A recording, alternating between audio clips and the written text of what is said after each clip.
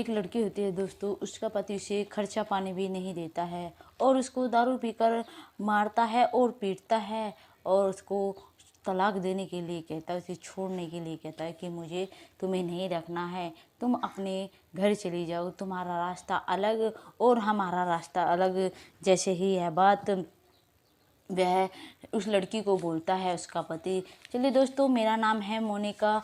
नमस्कार दोस्तों, मेरे इस नए एपिसोड में आप लोगों का स्वागत है। क्योंकि प्लीज़ चैनल को लाइक कर दीजिएगा ताकि हमारी वीडियो जो भी बने और कहानी बनकर तैयार होती है सबसे पहले आपके पास में पहुंच जाएगी। क्योंकि हम एक सच्ची घटना के आधार पर ही कहानी बनाते हैं। जो भी हमारे देश में घटित होता है दोस्तों, हम उसी के ऊपर यह कहानी बनाते हैं। जो जो हमारे देश में महिलाओं के ऊपर अत्याचार होता है दोस्तों। और हाँ, थोड़ा सा वीडियो को चैनल को सब्सक्राइब भी कर देना दोस्तों। चलिए दोस्तों, हम आपको बताते हैं। एक लड़की होती है जो कि यह होती है रघुपुर गांव की रहने वाली होती है। उसके पति का नाम तरस होता है। यह एक सच्ची घटना है दोस्तों, क्योंकि हमने सच्ची घटना के आधार पर ही कहानी लेकर आते हैं। पति का नाम तरस होता है तो वह बाहर जॉब करता है, तो उसकी पत्नी घर संभालती है। उसके 2 बच्चे होते हैं। विनीता का पति होता है, वह बेंगलोर जॉब करता था। उसके पति का संबंध दूसरी औरत से चल रहा होता है। तब वह अपने बीवी बच्चों को खर्चा पानी भी देना बंद कर देता है। फ़ोन पर भी कभी कभी बात कर लेता है, सिर्फ ठीक ठाक। और उनको जब भी कभी आता था, उनको दारू पीकर मारता पीटता था अगर वह खर्चा मांगती थी। ऐसे ही सिलसिला चलता रहता है दोस्तों। अगर वह खर्चा पानी मांगती तो उसे इसी तरह से मारता था। अगर कोई भी मर्द होगा, अगर किसी दूसरी औरत के चक्कर में या किसी औरत के साथ में संबंध बन जाता है तो दोस्तों, अपने बीवी बच्चों का उसे लाड़ ही नहीं आता। उन्हें ये हकीकत की बात है दोस्तों, वह उन्हें मारता छेदता था। जैसे विनीता को पता चलता है कि वो और किसी और के चक्कर में है, वह विनीता अपने पति को कहती है। लेकिन उसका पति उसे उसे धमकाकर मारता है और दारू पीकर उसको गुस्सा करता है। ऐसा कुछ नहीं है, लेकिन तरस से पता चल ही जाता है, क्योंकि उसके व्यवहार से पता ही चल रहा था कैसा पहले उनके साथ में कितनी अच्छी तरह से रहता था। कभी मारता भी नहीं था, नहीं कभी गाली देता था। लेकिन जैसे ही उसका चक्कर दूसरी ओर से पर चल जाता है दोस्तों, दूसरी औरत के साथ में उसका संबंध बन जाता है, तो वह वैसे ही अपनी पत्नी को परेशान करने लगता है। घूमने के लिए वह सोचती है, घर पर बोर हो चुकी थी दोस्तों, वह घूमने के लिए अपनी बहन के यहाँ पे चली जाती है। जब अपनी बहन के यहाँ पर जाती है, वहाँ पर उसकी मुलाकात मनीष से होती है, जो कि उसकी जीजा का बुआ का लड़का था। उससे मनीष उसको देख रहा था एक टक निगाह से, क्या कितनी खूबसूरत है। लेकिन जैसे ही विनीता को पता चलता है कि ये मेरी तरफ देख रहा है, विनीता को तो सिर्फ एक सहारे की ज़रूरत थी कि कहीं उसे सहारा मिल जाए। जैसे ही वह उसे देखता है और विनीता भी इसको देखने लग जाती है। जैसे ही वह अपने घर के लिए जाने के लिए तैयार होती है, उसी तरह से दोस्तों विनीता को वह अपना नंबर पकड़ा देता है। मनीष जो था, विनीता भी नंबर ले लेती है और लेने के बाद में अपने घर चली जाती है। जैसे ही शाम होती है, वैसे ही वह तुरंत फ़ोन करती है मनीष के पास में। मनीष बोलता है, हेलो करता है, पूछता है आप कहाँ से बोल रहे हैं। वे बताती है कि मैं रघुपुर गांव से बोल रही हूँ।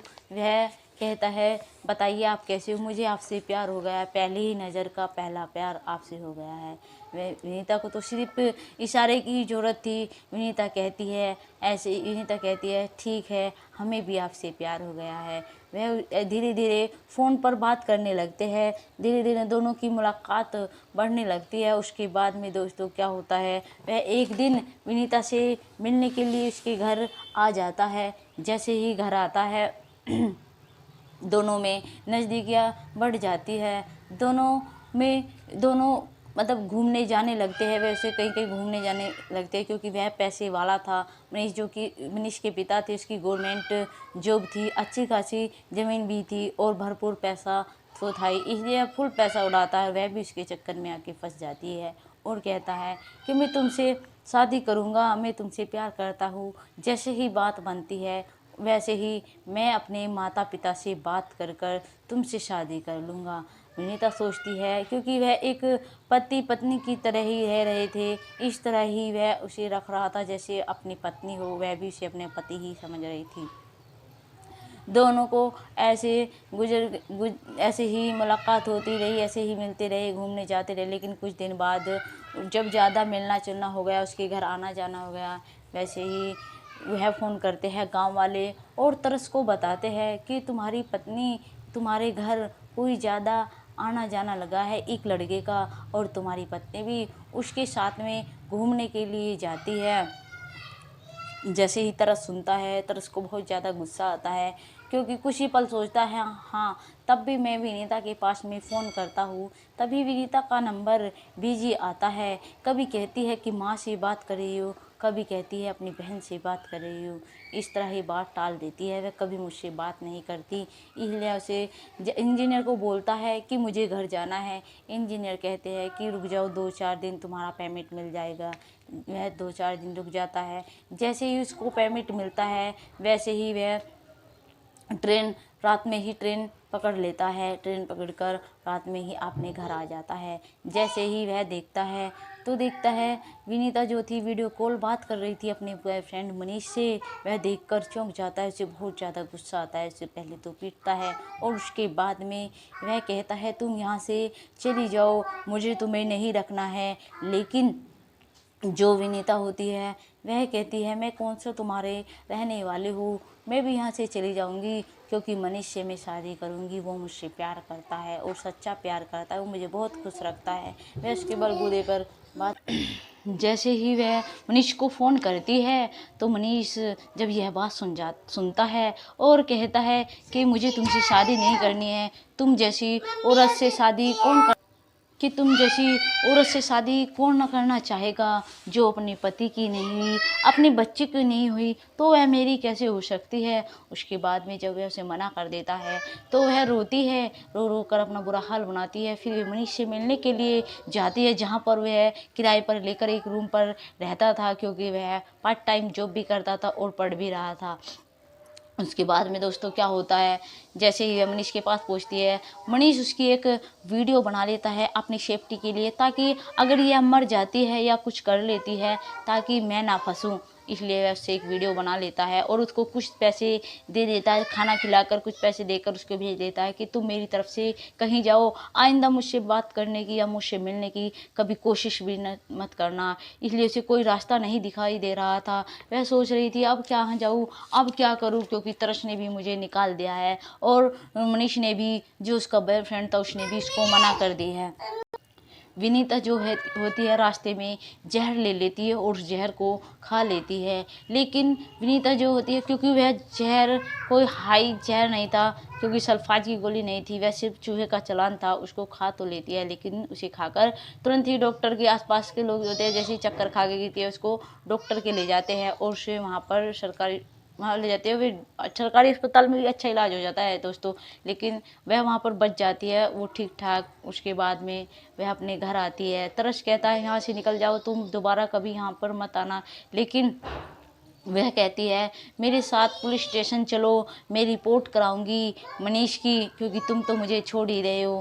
पहले नहीं देखा तुमने मुझे, कब खर्चा पानी देते तो मुझे सही से बात करते तो मैं शायद ये गलत रास्ता कभी चुनती ही नहीं। लेकिन तरस कहता है ऐसा तुम, जैसे ही विनीता तरस को कहती है, विनीत बहुत गुस्सा करता है और विनीता कहती है कि तुम भी तो किसी और औरत को रखते थे, मैंने रख लिया तो कौन सा गुनाह कर दिया, तुमने भी तो किसी औरत के साथ में संबंध बनाए हैं। लेकिन तरस कहता है कि तुम्हारे पास क्या सबूत है कि मैं दूसरी औरत को रखता था। वह उससे सबूत मांगती है, लेकिन उसके पास में कोई सबूत तो था ही नहीं। इसलिए वह कहती है मेरे पास कोई सबूत नहीं है, लेकिन मुझे पता है क्योंकि तुम मुझे खर्चा पानी नहीं देते थे, तो तुम्हें किसी और औरत को रखते थे।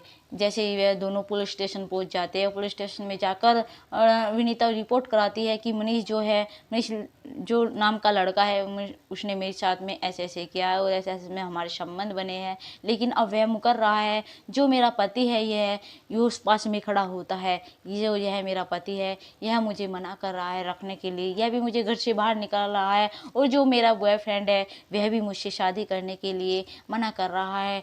अब मैं कहाँ जाऊँ? मीडिया वाले भी आ जाते हैं, वह इंसाफ मांगती है। पुलिस वाले कहते हैं, क्योंकि पुलिस वालों को मनीष ने पहले ही रिश्वत दे चुकी थी, क्योंकि अच्छे खासे घराने का था।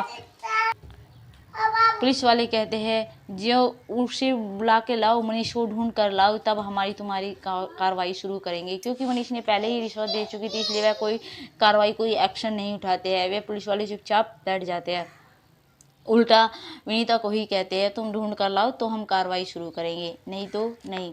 वह मीडिया वाले भी आ जाते हैं। मीडिया वालों को अपनी सारी कहानी, सारी बात बता देती है कि अब मैं कहाँ जाऊँ, ताकि वह कहती है, मीडिया वालों को इसलिए अपनी बात बता रही हूँ मैं, ताकि कोई और लड़की मनीष के चुंगल में ना फंस सके।